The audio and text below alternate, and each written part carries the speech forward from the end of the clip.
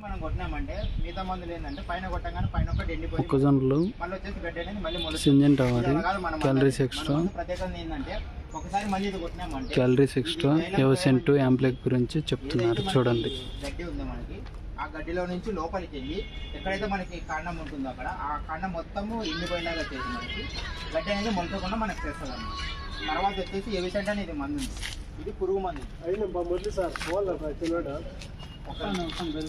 ఈ పురుగు మందు ఏంటంటే మనకు ఈ మందు మనం కొట్టడం ద్వారా మనకి ఏంటంటే 1 నుంచి 2 గంటల లోపల మన పురుగు అనేది తినడం అనేది ఆపేస్తుంది.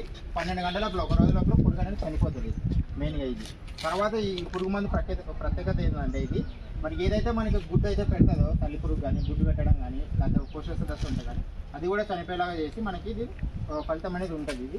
ఇది వాడండి, ఒకసారి వాడితే మీకు అర్థమవుతుంది. 2 స్ప్రేలు ఇవ్వాలి. ఇది 20 నుంచి 25 రోజులకు ఒక స్ప్రే, తర్వాత 40 నుంచి 45 రోజులకు ఒక స్ప్రే. ఇది వచ్చేసి మనకి 1400 ml డోసేజ్ మనకి క్యాలరీస్ ఎక్స్ట్రా అని చెప్పేసి. ఇది వచ్చేసి మనకి 48 గ్రామ్స్, మనకి 48 గ్రాములు పిచికారీ చేస్తే మనకు 2 సార్లు పిచికారీ చేయాలి. దీని పేరు వచ్చేసి ఎవసెంట్. ఏం పేరు అన్న దీని పేరు? ఎవసెంట్. అది వచ్చేసి క్యాలరీస్ ఎక్స్ట్రా. మనకి 2 మందులు మీరు వాడితే ఉపయోగకరంగా ఉంటుంది మనకి.